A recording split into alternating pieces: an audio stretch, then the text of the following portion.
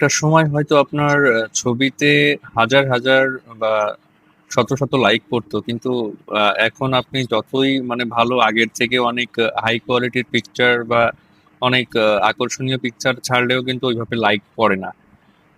এর একটা প্রধান কারণ হলো আপনার ফেসবুকের অ্যালগোরিদম। কারণ এখন ফেসবুকের অ্যালগোরিদমটা এমন ভাবে সেট করা, আসলে আপনি যখন আহ, আপনার ছবিটা শেয়ার করেন, তখন যতটা না সে ওটাকে বুস্ট করে বা মানুষের সামনে নিয়ে যায়, তার থেকে বেশি সে আহ, ওই যদি আপনি একটা ভিডিও ছাড়েন বা ভিডিও আপলোড করেন, তাহলে সেটা আরো বেশি মানুষের সামনে আর কি ওটা কিন্তু পৌঁছে যায় ফেসবুক। তো এই বিষয়টা হওয়ার কারণ হলো আসলে আহ, যে আপনার টিকটক বা আপনার ইউটিউব, এগুলাতে কিন্তু অলরেডি মনে করেন যে শর্ট ভিডিও অনেক বেশি পরিমাণে কি বলবো পপুলার, এবং ফেসবুক থেকে ইউজার কিন্তু অনেক অংশে আর কি চলে যাচ্ছিল এইসব জায়গাতে।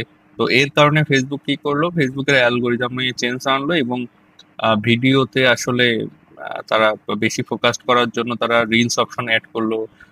সবাইকে আর কি ভিডিওর প্রতি মানে ভিডিও ছাড়ার জন্য আর কি আকৃষ্ট করার জন্য বিভিন্ন রকম প্রতিক্রিয়া করতে লাগলো। আর আরো একটা বিষয় হলো যে মানুষ এখন আসলে ছবিতে খুব একটা অভ্যস্ত না, কারণ মানুষ একটু বেশি ইমোশনাল।